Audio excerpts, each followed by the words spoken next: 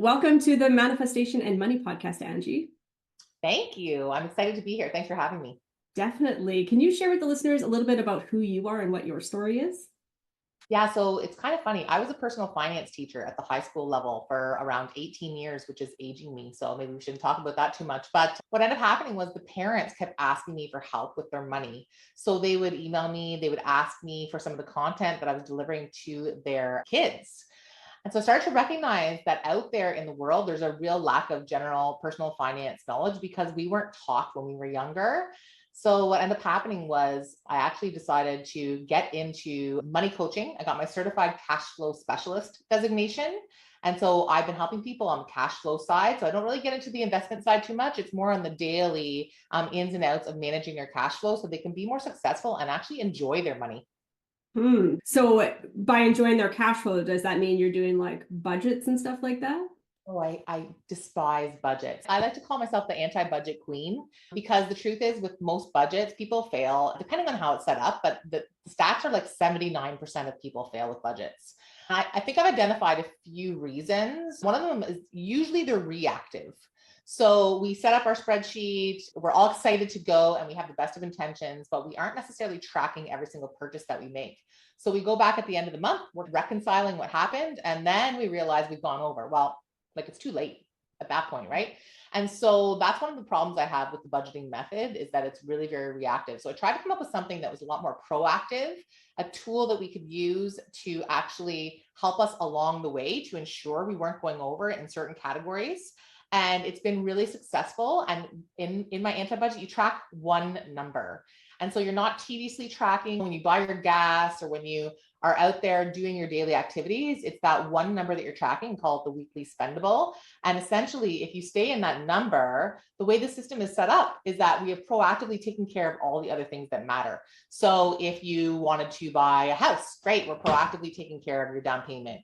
If you wanted to save for retirement, awesome. Vacation is a big one for me because we always prioritize vacation yearly. We're saving for that ahead of time. And so when we're coming up with that weekly spendable, we've already taken care of all the things we care about. And we're basically able to spend the rest guilt-free, which is also a really amazing byproduct of using kind of an anti-budget system.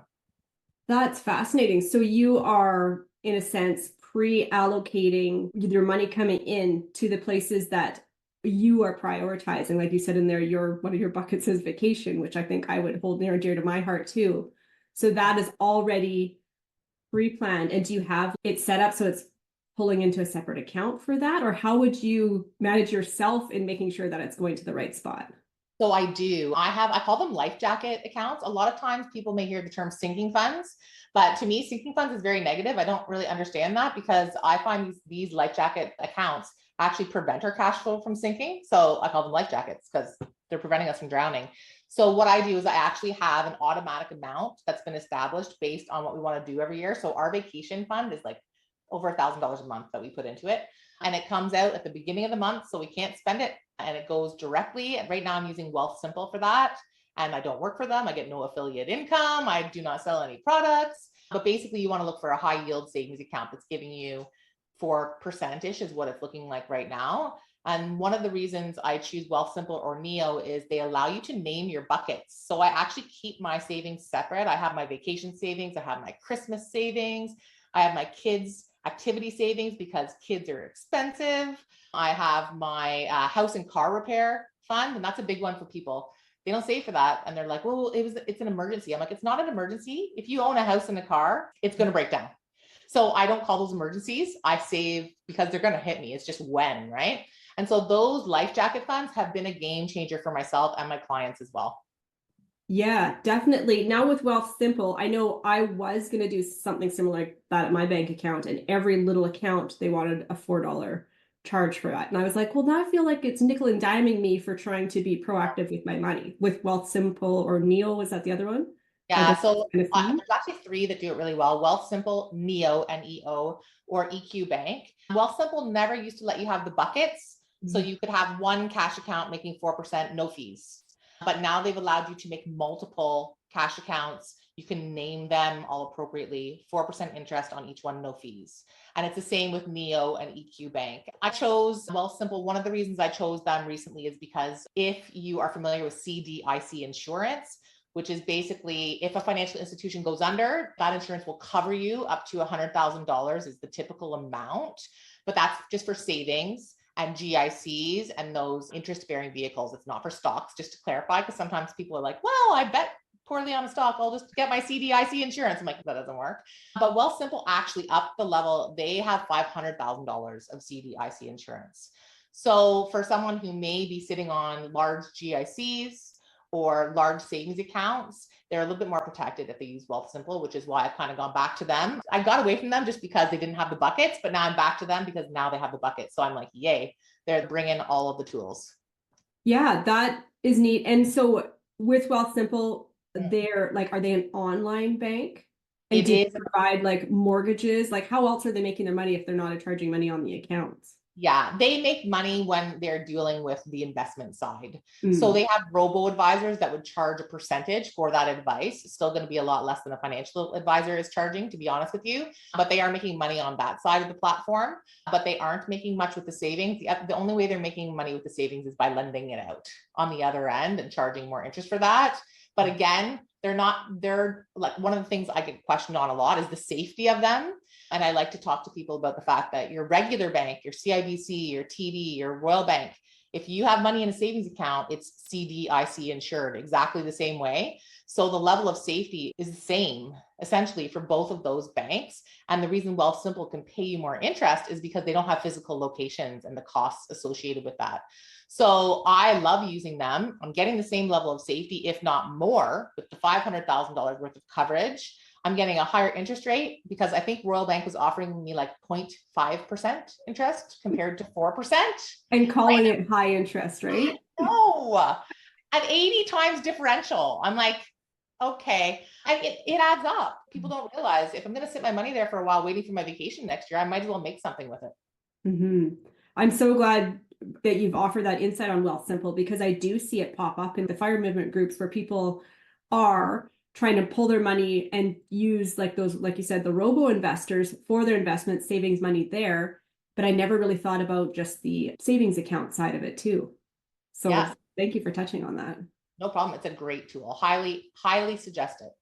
Yeah. So what are some other things that you suggest to your clients when they come to you and they're having this almost like you're reframing them from not knowing what to do with their money, skipping the budget part so you're not coming at it from a negative angle? What else do you kind of work with them on? I mean, I always start with actually knowing your numbers. So I have an analyst that works for me in-house. And so we actually analyze 4 months worth of people's income, expenses, mortgage, credit card balances, line of credit, all of it. Because oftentimes I'm working with people who make what they would deem to be good money. And they're like, where the heck is it going? Right. And so we want to know that first. And it's not from a place of shame or guilt. It's simply from a place of fact, because I know a lot of times people want to take on their finances and go after it, but they really are starting from a place of fiction. So they'll be like, oh, I think we spend this much on groceries. I'm like, great. What do we actually spend on this? Right.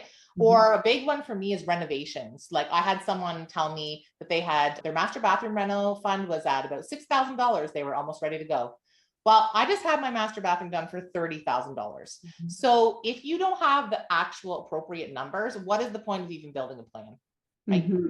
It's going to be just a guesstimate. So we do that analysis for them so that they actually have the facts, and then we build their anti-budget off of that analysis so that it's realistic and we don't get ourselves into trouble when something happens and we put the extra 24,000 of the master bathroom on the line of credit because we thought it was going to be 6 and it was 30, right? So it helps us to be a lot more realistic in our planning. You talking about the fantasy in the world of budgeting and look at numbers makes me just flash to the fantasy world that I live in when I have an appointment at say 11 o'clock and I'm like, okay, I have to leave my house at 10:45. And then 10:45 comes and I'm like, oh yeah, I still have to get the kids in the car. I have to get their backpacks. I live in the fantasy time world. So I can totally see how people would do it in the money landscape. And are there certain places that you see people getting hung up on? Like, do we have a theme? There is. And so that's where the spendable comes in, because it is used to control your unconscious spending in those areas. It is retail, food, and entertainment. Food is a huge one. And it's even worse now because food prices are up, which isn't necessarily that person's, like, it's not the cause of whatever that person's doing wrong, but they don't recognize how much they're spending on food. And honestly, there's no judgment over here because I did the analysis for myself and my household finances on myself and my husband. And we found $2,000 a month we were spending on stuff we didn't care about. And I was like, whoa. So that's actually what allowed me to get out of teaching, because that was about half my take home pay. So I took that $2,000, we saved it. I went part-time in teaching, started the business. The business started going well. I was able to get out of teaching. And then we actually bought an Airbnb in Mont-Tremblant, Quebec, with the money that we were saving and building on the side and doing all these things. So I was like, wait a second, we could eat out more every month, or we could spend on entertainment and just keep our heads in the sand, or we could actually do something that we want to do. And obviously that Airbnb we use all the time. So it's improved our own life as well. We kind of use it like our cottage. That's awesome. Let's segue over there for a minute because I love talking about rentals and properties. So Airbnb, and you are in Ontario, right? And your property is in Quebec. Is that okay? So do you have a property management company that's managing it for you? And I highly would advise it if you're quite a piece from your property. Mont-Tremblant is very busy. I'm not sure if you're familiar with the area, but it's kind of like Montreal's Muskoka, for lack of a better phrase. And so it's a very busy place. There's a lot of people going in and out of our place. So our property managers live in the area. And the other thing I will say is we started with one property manager and we're no longer with them. So you really have to do your due diligence because our revenue has gone up 60% since we switched property managers. 60. 60.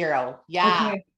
We started with a big company and to be honest with you, it's not their fault. It was employees, but do they really care if they book a lot more nights? Probably not. It doesn't impact their salary. Now we have a couple and they own the place beside me and they do property management for about 5 locations. And when they book nights, they get more money. They're the owners of the company and they take more care and more pride in their work and they're actually involved. So it's been a game changer, honestly. And even just owning that property has been a game changer for our life and how we feel about using that money for our own pleasure.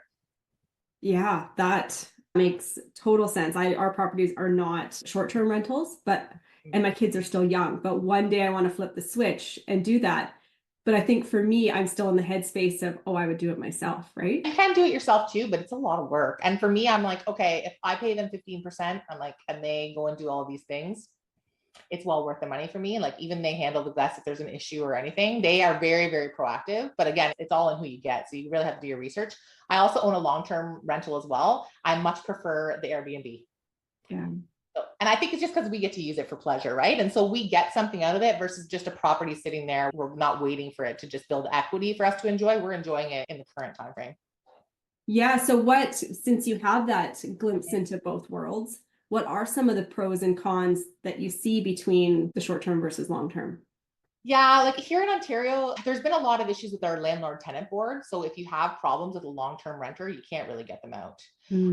Short-term rentals, you don't have that issue. Now, short-term rentals, you're going to have more little things pop up. Like you're going to get more messages on a regular basis of the hot tub's not working or this needs to be fixed, or there's a lot more of that going on. Long-term renters, we don't hear from them a lot. Also, I would say depending on where your short-term rental is located, the revenue potential is quite a bit higher. So we bought in a place that's a 4-season rental area. Like there's skiing in the summer, it's like mini Europe. And in the fall, it's beautiful. So really there's about 2 months of the year where people don't rent. So because we get all that rental revenue for the 10 months, it makes a lot more money than the long-term rental does. But again, it's more variable. So right now in the economic time frame that we're in, it's not that great for people. Bookings haven't been as great as they usually are, and they're coming in a little bit more last minute. So a little less financial stability, more revenue potential, a lot more fun. So it kind of depends too on how much you need to make with it, right? Like we just want it to cover itself so that we can enjoy it and not have to worry about the costs. Yeah, definitely. I have a personal question for you now. So you were working as a teacher in this, get your salary, probably have a pension tied into all that. You make this flip into entrepreneurship and property ownership. How has that changed your world? Like, does it, just from your perspective, to me, that's a scary quote unquote leap for a lot of people. Yeah. Funny enough, I would never have done it if we didn't analyze our numbers. Because I was at golden handcuffs 100%. I was making good money, but about 100K as a teacher in Ontario, had the pension, had the summers off, as everybody talks about, which I loved, but it's not a great reason to do it 10 months of the year. But yeah, I loved it. Never complained about that for sure. But it was definitely a scary move. So I kind of did it in pieces, right? So I did the let's go part-time. So I was able to work part-time as a teacher in the mornings only, and then build my business up, which is really nice and something that not everybody has. But now that I'm in the business world, and I taught business, I taught personal finance, so I'm very familiar with the terminology. So I had a bit of a leg up that way. But I would say that it allows me more creativity, way more flexibility. I just find that you eat what you kill. And so you're out there, you're motivated. Quite honestly, I loved teaching for a long time. I loved the kids, but there was a bit of stagnation setting in from a personal standpoint. And also just the institution itself is a little bit broken. And so I needed to do what I needed to do for my own personal growth. And it's worked out really well. And yes, it was scary, but having those numbers behind me and knowing the numbers made the transition a lot easier. That's valid. So what is a piece of advice that you have for someone who's sitting in your shoes that you were contemplating taking that leap of faith, going from full-time, even just down to part-time, to go out and do your own thing? I think you just have to take a small step forward. And I would say this with anything, like you're looking at fitness changes, money changes, career changes, like it seems so scary because everybody looks at the big picture and is like, oh my goodness, how did they get here? Right. And I think about even the investment properties. If I'd have thought about all the things I would have to do, I would never have purchased the first one. It was like, okay, I'm going to learn as I go. And that's the way that humans learn. We have to jump in. So take that step forward in faith and know that you'll do that work and make it what it needs to be successful. And if you don't, you're going to learn something along the way. Not everything's a success. There's been times where I'm looking at that long-term rental going, oh, we had a hard time getting out for a while. And I was like, why did we do this again? Right. And so you're going to have those moments, but you learn through them as well. Mm-hmm. Yeah. Personal growth. It's kind of part of our journey, isn't it? I think it's the whole journey, yeah. Right? Like at the end of the day, I'm like, if I'm sitting in that school and I'm thinking the whole time waiting for 4 o'clock to come and I'm disengaged, I'm not doing anybody any favors. So I need to make a change, and I need to recognize that, and I need to do what's best for myself. Yeah. Yeah, absolutely. There's power in that. So if you could share where listeners can reach out to catch more of your expertise, and I think you've got a freebie for them. I do. So I have an anti-budget workshop that I run regularly to teach people how to set up their own anti-budget. I have a copy of a replay on my website. So it's angierossmoneycoach.com. They can go on there and they can download it pretty quick. I tend to not mess around. It's like 10-minute video with a fillable workbook they can put their own numbers into and figure it all out. And then if they need extra support, they can always book a call with me to chat about it. But yeah, that's the first step, will be going on there and grabbing the freebie. Or I also post a lot of content on Instagram. So they can find me on there as well at Angie Ross Money Coach. Okay, that is perfect. I will drop those in the show notes for them for easy clicking. And thank you so much for joining me on the show today, Angie. Thanks for having me. I really appreciate it. It was a great chat.